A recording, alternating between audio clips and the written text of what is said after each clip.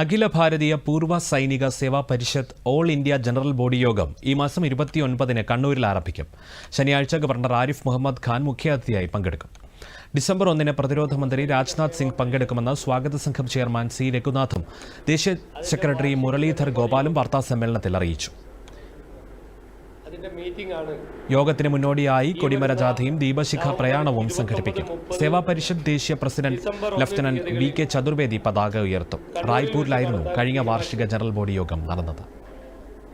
ഇത് തെക്കേ ഇന്ത്യയിൽ തന്നെ ആദ്യമായി നടക്കുന്ന ഒരു പരിപാടിയാണ്.